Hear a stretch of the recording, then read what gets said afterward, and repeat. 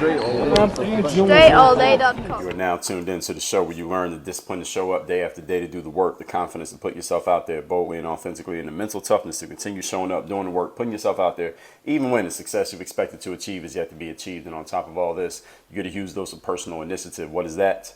That is the go-getter energy that moves any one of us, including yourself, to go and make things happen instead of waiting for things to happen. And then we put all this together into a series of frameworks, approaches, insights, strategies, and techniques, all underneath the umbrella of one unifying philosophy that is called Work on Your Game. My name is Dre Baldwin, also known as Dre All Day, and welcome to the show. And today's topic is how to stop lying to yourself. How can you catch yourself in a lie? How can you make sure you are not bullshitting yourself? How can you make sure you're giving yourself the truth at any and all times, and you are not leading yourself down the path of inaccurate formulas that will lead to negative, unwanted outcomes? Now, before we get into this, first of all, let me tell everybody I have a daily motivation text that I send out free of charge every single day to everyone who's in my text community. If you want to be in my community where you will receive every morning a message that is guaranteed to keep you focused, sharp, and on point, all you have to do is text me so you're getting my daily motivation message every day. My number is 305-384-6894. So right now, open the text message app in your phone. You already have your phone in your hand or in your pocket.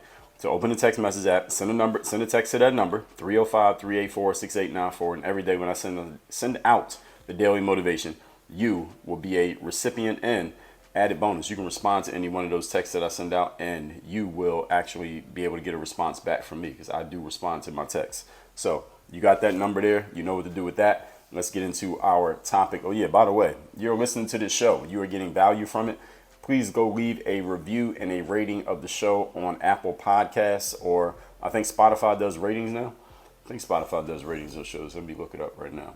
I think they do. I'm not sure. So let me be sure before I say so. Is there a way to leave a review of a show on Spotify? I'm just looking. I thought I saw an email from Spotify that was saying that you could leave reviews of shows, but maybe you can't yet. Let me see. Oh yeah, they do have reviews. So right now, Work on Your Game Masterclass right here. As you can see, if you're watching this on video, you can see that we have a 5-star rating right now. My show is rated 5 stars, and let me see. Yeah, I have a 5-star rating right now. The Work on Your Game Masterclass. It says that I have received 25 ratings so far, but I don't think there's a way to review the show. I think all you can do is just rate it. As far as I'm looking, that's all I'm seeing. I'm just seeing that you can review it. So, or rate it. Rate is just the stars and review is what you write. So on Spotify and Apple, leave a rating of the show. That's the number of stars that you can see right here.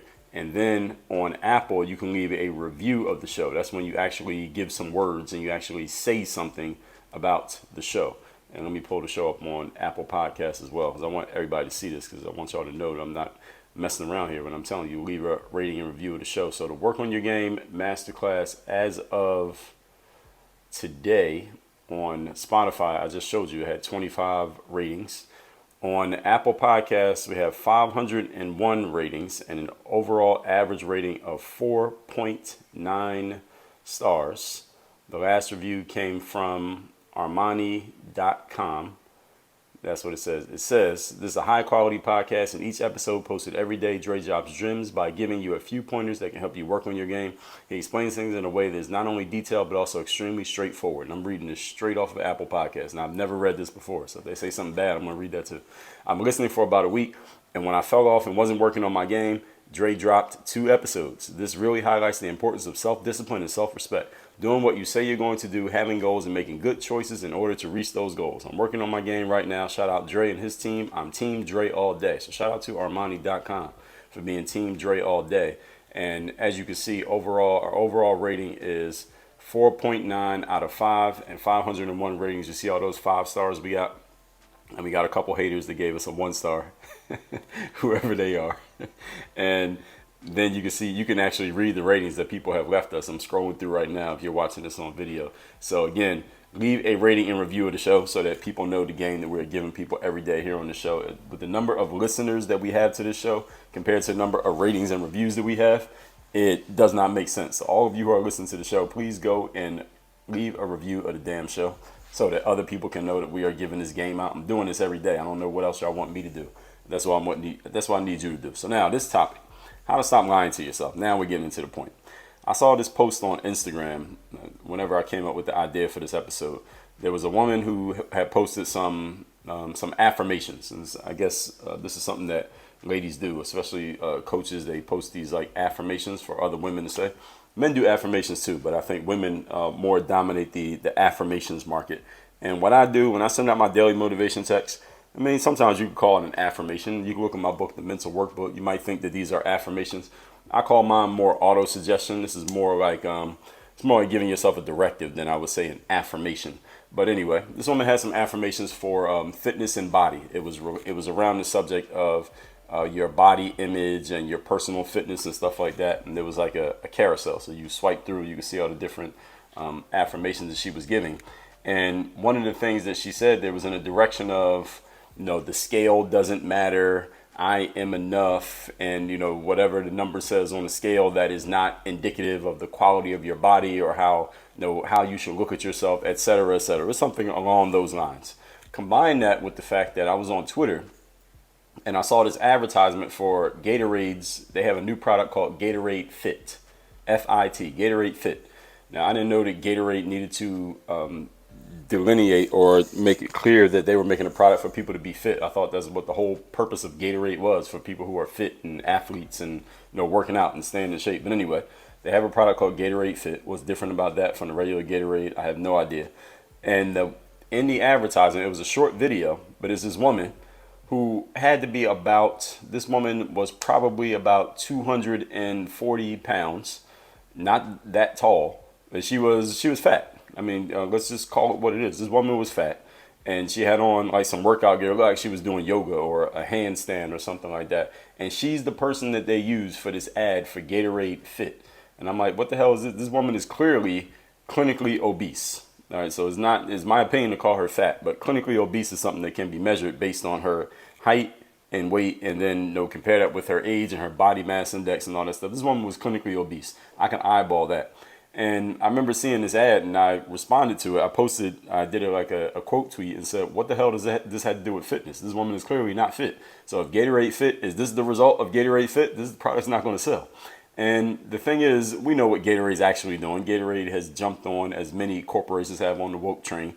And they are taking people who generally would not be held up as a standard of fitness or beauty, generally would not be held up as these standards. I'm not saying that a woman can't be beautiful if she's obese. Beauty's in the eyes of the beholder. There's somebody for everybody. But the fact that Gatorade has jumped on this woke train and now they're taking this and saying, oh, this is fit, instead of getting the woman who's actually, like in shape and looks like she actually goes to the gym consistently. Was this other woman clearly does not. And if she does go to the gym, I don't know what she's doing in there. Maybe she's getting a massage or something, but she ain't exercising. And nobody wants to say anything these days because everything is based around affirming anyone, affirming everyone, even when the person that you're affirming is clearly on some bullshit. All right, if somebody's on some bullshit and they're not in shape, you're not going to use them for a fitness ad. That doesn't even make sense. So over here, that stuff doesn't fly. For those of you who are new around here, and maybe those of you who are not new, but you haven't heard me speak on in this direction, you're going to learn today. Let's get into it. Point number one. Today's topic, once again, is how to stop lying to yourself. Number one, you need a system for objectively measuring yourself and your actions. A system for objectively, two words, system and objectively, measuring yourself and your actions. And I want to make sure that all of you understand that everything that we talk about here, we talk about this stuff over and over again. I talked about systems many times on this show. I talked about building a system for your business in episode 1838. I talked about why systems and processes work and also why people don't use them regardless, as episode 1569. I've talked about systems and processes in many different episodes of this show. And I mentioned them in many episodes, but I had them in the title and those that I just gave you. And also when it comes to objectivity, I told you how objectivity became the new controversy in episode number 1800. I talked about how to be objective in episode 1808. And I told you how truth is always objective in episode 2009. So systems and objectivity are not new subjects around here. I've talked about them many times in the past. And the point here, number one, is you need a system that will objectively, meaning telling you the truth in black and white, not based on anyone's opinion, completely dispassionately, telling you the truth about where you're at and where you're going. That system can be in the form of something that you are measuring. It can be in the form of other people, but there needs to be some type of system in place so that you can know what's really going on with yourself, and it is not coming from you. It can't be based on your own assessment. You are the least qualified person on the planet to assess where you're at and where you're going. Yes, you are the least qualified. Why? Because you are emotionally attached to yourself and emotionally attached to what you're doing and your outcomes. Meaning, you are the easiest person to fool when it comes to whether what you're doing is working or not working. I told you about this in episode number 1709, how to not fool yourself. And also told you in episode 2191 how to stop fooling yourself when you are the easiest person to fool. If you haven't listened to those episodes, they're all linked down below in the show notes. And also, by the way, any episode of this show that you ever want to listen to that I reference, go to workonyourgamepodcast.com. They're all listed there. This current wave that we have right now of affirming and validating everybody just because, and one of the reasons is because many people just don't want to have these kind of real talk conversations. A lot of people just don't want to tell somebody straight up, listen, what you're doing is on some bullshit. No, you're not fit, you're fat. No, your stuff is not working. That's not going to work. You need to kill that and go and get a better idea. We gotten into this wave where everybody's afraid of telling people the honest truth about what their situation is. And the problem with that is the less we tell people the honest truth about what their situation is, people are starting to believe their own bullshit and smell their own urine and think that everything that they do must actually be good when it actually isn't. And the problem with that is we're going to have so many people thinking that their stuff's good when it's not, that when someone finally comes along and smacks them in the face with reality, they won't be willing to accept it because they spent the last 10 years being affirmed and validated by everybody else, by the people who are supposed to give them the truth. They're not doing it anymore. People are basically abdicating from their responsibility of telling people the truth. Specifically, parents are doing this, teachers are doing this, people in my role as thought leaders are doing this, companies are doing it. They're taking a fat person and putting them in an ad for fit, for a product that for our whole lives has been known as something for athletes, people who sweat every day and work out and have muscles. Now they got a fat person advertising their product. What sense does that make? It doesn't make any sense. This has been tried, folks. It's not new. You might think it's new, but it's not new. It has been tried, and it does not lead to positive results. Here's a question for you. How do you know if your idea is working? How do you know that your current process is getting you closer to your desired outcome? How would you know? That's my question to you. How would you know?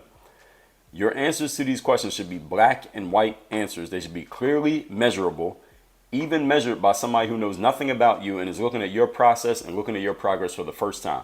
Now, you might be asking, Dre, how can somebody who doesn't know anything about me be able to measure my progress and know if it's working? Simple, because you have a system for objectively measuring, which means any person who can read and write should be able to use your system and objectively measure where you're at, even if they know nothing about you. That's how objective and clear your system needs to be. It's not based on opinion. It's not based on expertise. It is not even based on experience. All that person has to be able to do is understand your system and understand your measuring process. And they should be able to look at your system and process, look at your outcomes and say, here's where you're at, period. Let me give you an example. Any of you ever been on a scale before? You know, a scale that tells you how much you weigh? All right, a scale is a system. What does the scale do?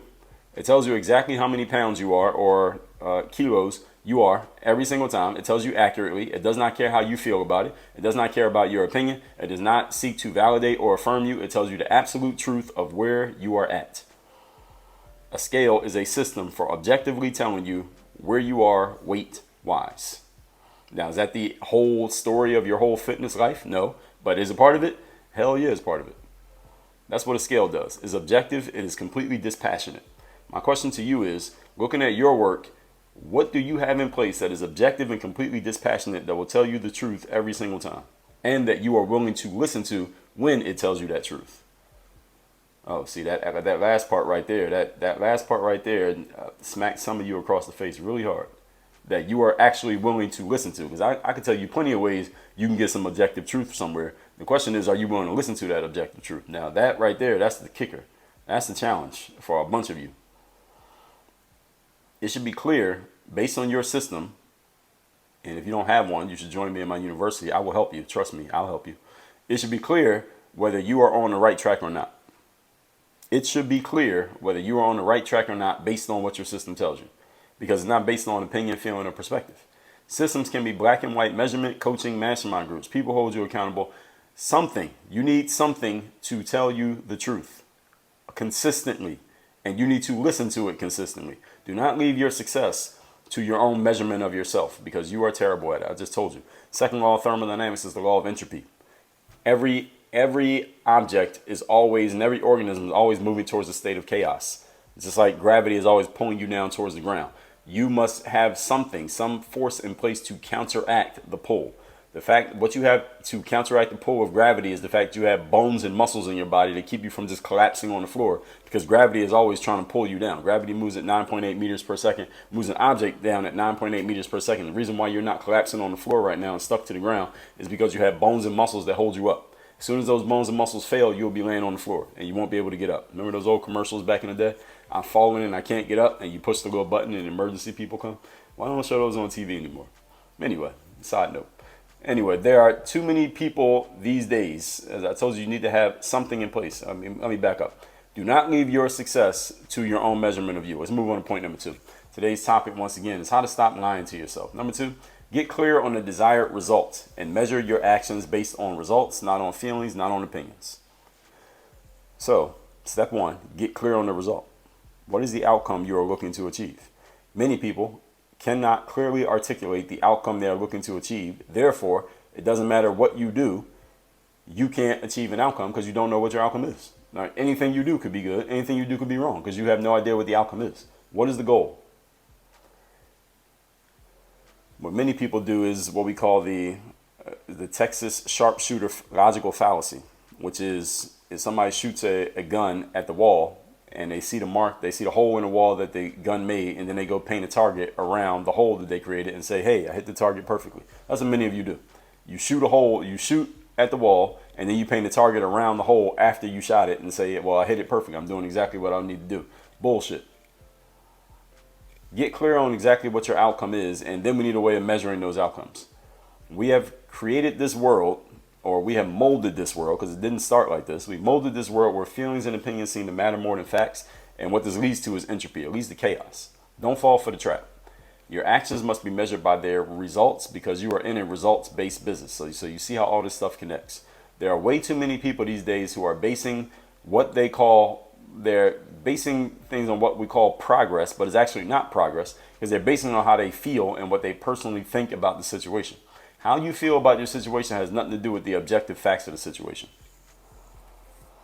That's a repeatable statement.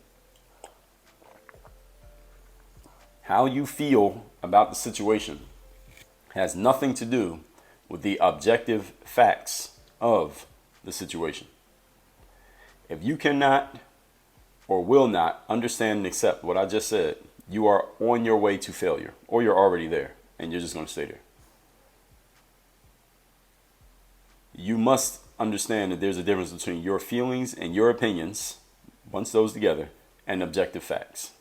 And until you can separate these, you will continue to have problems over and over again. And one of the reasons why, and this shouldn't even be a subject, honestly. What I just said shouldn't even be groundbreaking to anybody. I wish that it wasn't, honestly, I do. But I'm happy that it is because I can get content out of it. I told you in episode 1800, objectivity is a new controversy. Being objective is controversial now.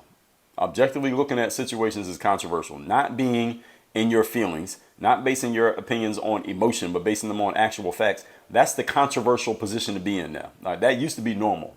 All right, 10 years ago that was normal. Now you're the controversial person by doing this. It's funny how that changed, but hey, I accept it. It is what it is, but we're going to work with it. But I'm going to talk to the people who are trying to counteract this in your own life. And I'm going to tell you what you need to do. Let's move on to point number 3. Today's topic, once again, is how to stop lying to yourself. Number 3, remember that you're in a results-based business, as I just said. How much business you generate, whether or not you can get into or stay in business, how well you do in business is all based on the results that you produce or don't produce. This is not a feelings-based business. It is not an opinion-based business. There are very few, and actually maybe 0 businesses in the world, and if you know some, tell me about them, that can sustain over time based on feelings and opinions. Very few businesses can sustain on feelings and opinions. To give you let's just go back to the Gatorade example that I just gave you at the beginning of this episode. Gatorade is not going to stay in business much longer if they were to convert all of their advertising to using people who are clearly out of shape, people who are fat, people who don't look like athletes, and using them to advertise their products. What they're going to do is alienate their core audience, and they won't be able to sell their product anymore. They will go out of business. Now, we know, let me not say I know, but I'm going to guess, this is my educated guess, my theory, that Gatorade just did that to get a couple woke points. They did it. But I bet the next Gatorade ad I see is going to be an athlete on there. Somebody who looks like they actually know their way around a gym. Unlike the actual equipment in the gym. Not the lobby, but the actual equipment. Because they can't keep doing that and stay in business. It's impossible. I talked about this when I talked about the Sports Illustrated swimsuit issue. If any of you saw the recent one that came out in spring of 2022, there were 4 people on the cover. It was Elon Musk's mom. Was it Elon Musk? I think Elon Musk's mom was one person. Then they had Kim Kardashian, which is she pretty much fits the mold of what you expect Sports Illustrated swimsuit. Then you have Elon Musk's mom does not. She doesn't fit it. Then there's Kim Kardashian who does fit it. There's Ciara, the singer. She does fit it. And then there was a woman who I forgot the woman's name already. Yumi. I think her name was Yumi Nu. Now she's a Japanese American. I believe she's some sort of singer, some sort of vocalist. I never heard of this woman.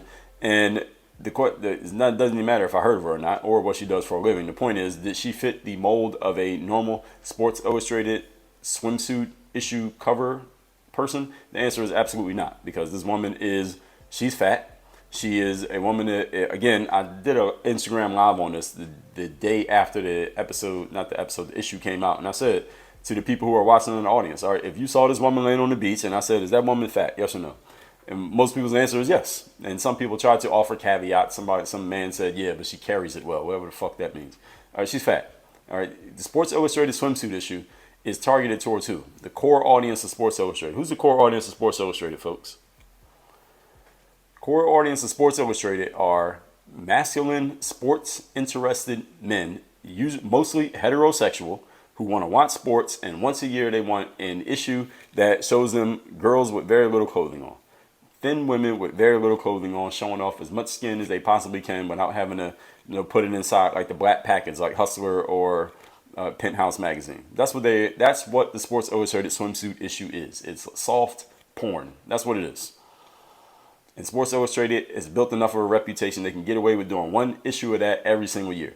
And they have also built an expectation of what their core audience should expect from that issue every single year. And here's the key. See, it's not about what I think of Yumi Nu, the fat Asian American woman they had on the cover, or what anybody else thinks of her. The point is, what is Sports Illustrated built their brand and reputation on when it comes to that once per year issue of the swimsuit issue is a certain type of woman that they have built the expectation you're going to get in the pages of that magazine. By putting that woman on the cover, also Elon Musk's mom on the cover, I don't know why they had her, either one of them on the cover, they are going against what their core audience expects from them.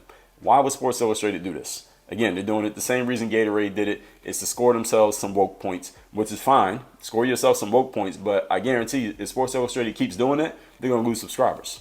Because their core audience is not a bunch of feminist women who are cheering, all the feminist women who were cheering the fact that Yumi Nu was on the cover. Guess what? They don't subscribe to fucking Sports Illustrated. So that's why this was a bad idea by Sports Illustrated. They're trying to score points with people who don't even buy from them.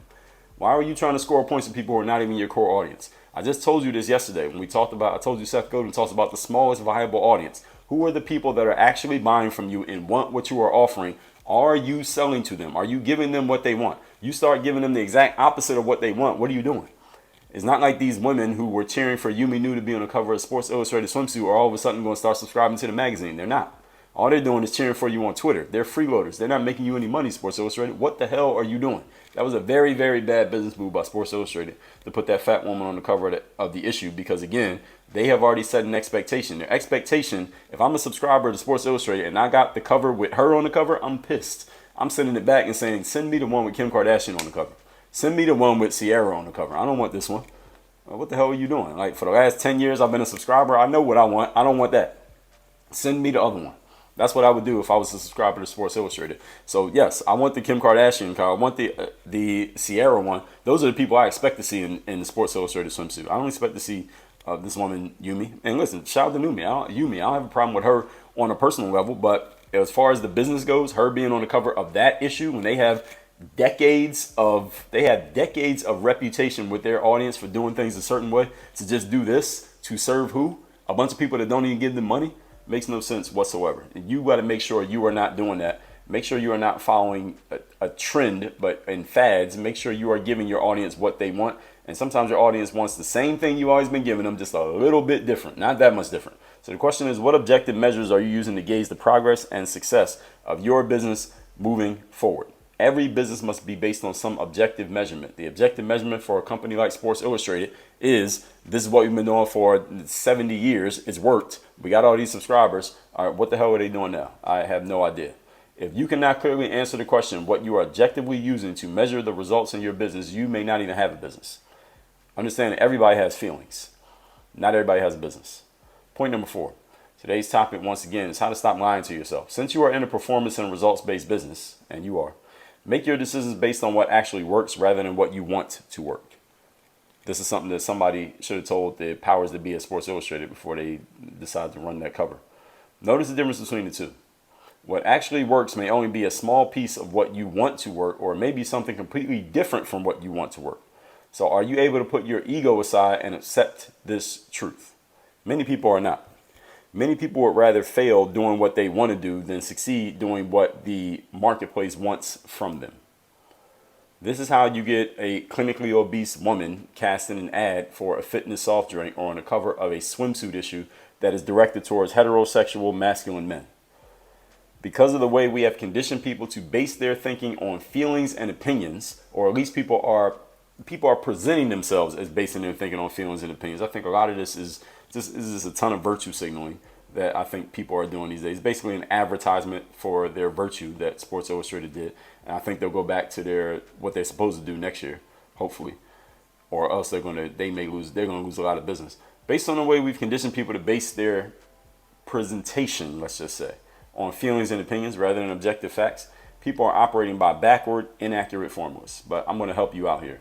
Instead of deciding what you want things to be and then trying to figure out a way to prove yourself right, that's what we talked about this a couple days ago.